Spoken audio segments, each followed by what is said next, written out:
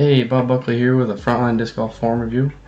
We got a backhand review today. We got Don Bucko on the right, Dan Brooks Walls on the left. I'm going to go ahead slowly play through this one, then I'll back it up and do my review.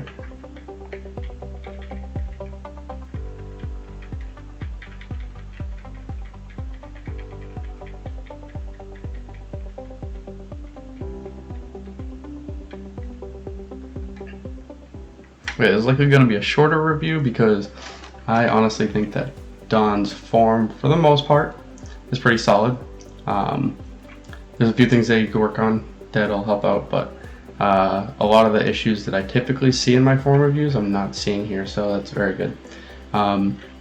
First thing I tell everybody, it's not specific to the person, but remember that it's okay to slow down. You should definitely slow down, everybody. Just because you have a fast run up doesn't mean that you're going to throw further. So it's important to slow down. First thing I see, so the left hand on the disc is always a big no-no for me.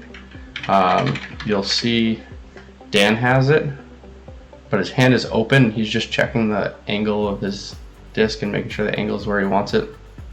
When we see people actually grabbing the disc, it leads to other issues down the road, like not being able to get your, like you'll see that Don's arm stays up.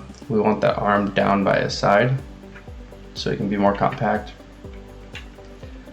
So it's better to just start that way, in my opinion. I know a lot of the pros touch the disc to make sure that they have the angle right, but okay, so X step is pretty good. It's pretty close to Dan's. Don has his hips turned a little bit more than Dan's, and that a lot of it is because he's coming out and he's stepping on his toe here. We want to see him land a little bit flatter on that toe, and that automatically by doing that it'll line your hips up a little bit better. A lot of times I see people with their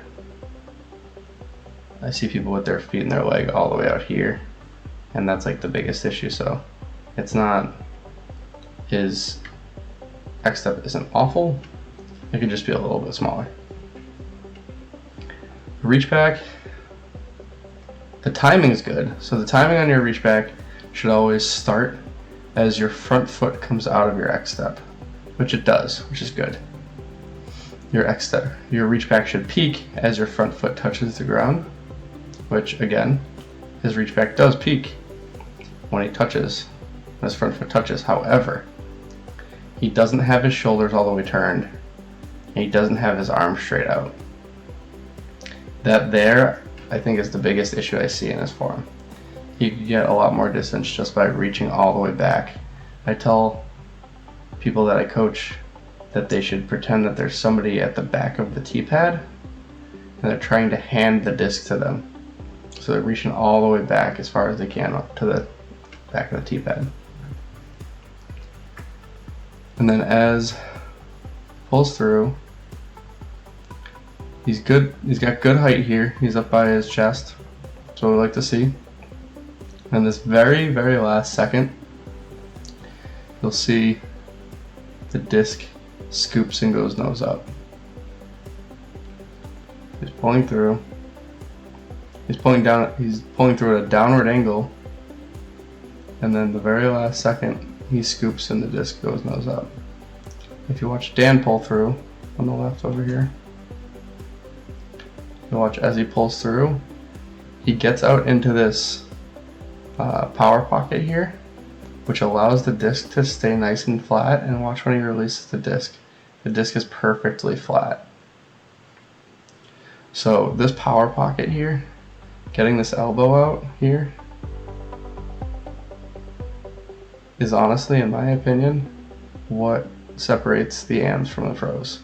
Being able to get that, and being able to keep your shoulders 90 degrees to the target without turning the shoulders and opening up. That's huge. It's extremely difficult to do. if you can get it down, you'll see a big improvement. So we call this breaking the glass because we want to act as if we're trying to throw our elbow. We want to act as if we're trying to throw our elbow through a pane of glass that's right here.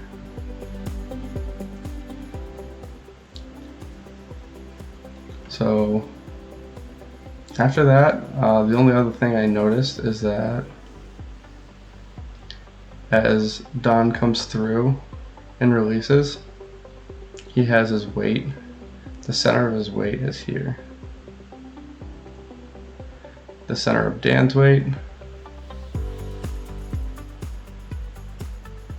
as he comes through, is close to being right over that front knee.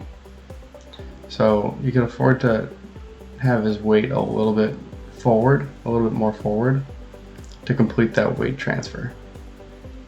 It keeps you nice and balanced, and the best way to, so the most important parts to increasing the spin, the speed of your spin, is to work on one axis.